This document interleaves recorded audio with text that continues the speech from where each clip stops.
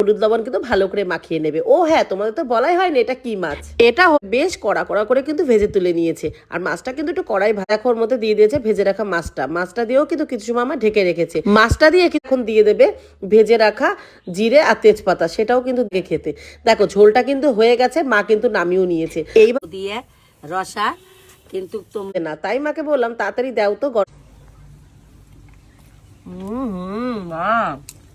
আজকে বাজার থেকে বাবা আমার একটা খুব পছন্দের মাছ নিয়ে এসেছে। আমি তো দেখে অনেক খুশি হয়ে গেছি। আর মাকে বললাম, মা তুমি সেইভাবে রান্না করো না যেভাবে আমি এই মাছটা খেতে পছন্দ করি। মা বললো আচ্ছা ঠিক আছে, আজকে রান্নাটা কিন্তু একটু অন্যরকম হবে, চলো তোমাদের সাথে শেয়ার করি। প্রথমে কিন্তু মা শুকনো কড়াইতে জিরে, তেজপাতা, শুকনো লঙ্কা আর কাঁচা লঙ্কা ভালো করে ভেজে তুলে নিয়েছে।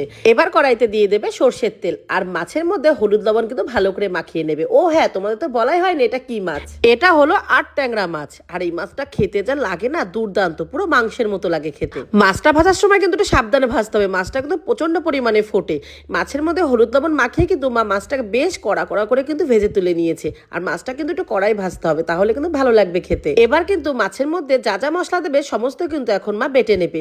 এই দেখো আদাটা প্রথমে বেটে নিয়েছে, এবার যে ভেজে রেখেছিল শুকনো কড়াইতে সেগুলো এক এক করে কিন্তু সব বেটে নিচ্ছে। প্রথমে তেজপাতা জিরেটা বেটে নিল, এরপর শুকনো লঙ্কা আর কাঁচা লঙ্কা যে ভেজেছিল সেটাও বেটে তুলে নিয়েছে। এবার চলো রান্না করা যাক। প্রথমে দেখো কড়াইতে দিয়ে দিয়েছে সর্ষের তেল, আর ওই তেলের মধ্যে দিয়ে দিয়েছে আলু। আর আলুটা কিন্তু নতুন আলু, এই আলু কিন্তু আমাদের বাড়ির গাছেরই আলু। তো দেখো আলুটা বেশ লবণ হলুদে ভেজে নেওয়ার পরে ওর মধ্যে বেটে রাখা আদাটা দিয়ে দিয়েছে। আদাটা নিয়ে হালকা ভালো করে ভেজে নিয়েছে আলুর সাথে। আর ওর মধ্যে দিয়ে দিয়েছে টমেটো কুচি। বেশ ভালো করে ভাজা হয়ে যাওয়ার পরে দিয়ে দিয়েছে পরিমাণ মতো জল, আর জলের মধ্যে দিয়ে দিয়েছে হলুদ লবণ। এরপর কিন্তু ঝোলটা ঢেকে দিল যাতে ঝোলটা ভালোভাবে ফুটে যায় আর আলুটা ভালোভাবে সিদ্ধ হয়ে যায়।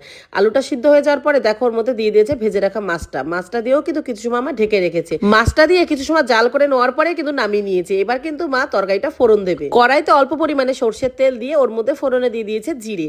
এবার দেখো তরকারিটা ঢেলেও দিয়েছে। এবার কিছু সময় জাল হবে আর এবার এক এক করে বাটা মশলাগুলো দিয়ে দেবে। প্রথমে কিন্তু মা দিয়ে দিয়েছে দেখো ভেজে রাখা যে মানে শুকনো লঙ্কার কাঁচা লঙ্কার যে বাটাটা সেটা দিয়ে দিয়েছে। এরপরে এখন দিয়ে দেবে ভেজে রাখা জিরে আর তেজপাতা, সেটাও কিন্তু দিয়ে এখন ভালো করে নাড়াচাড়া করে নেবে।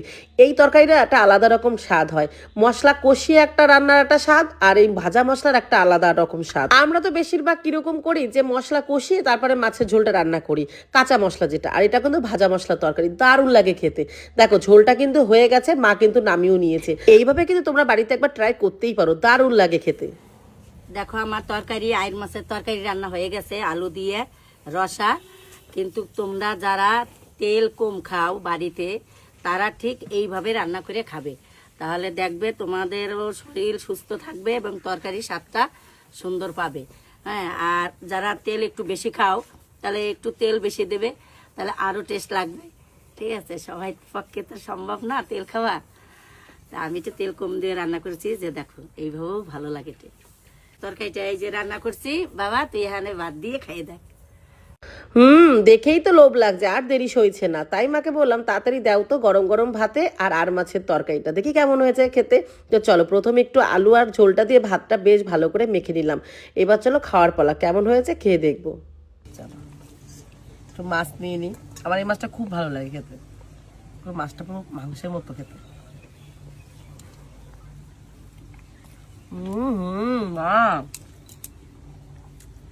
সেই টেস্ট হয়েছে সেই।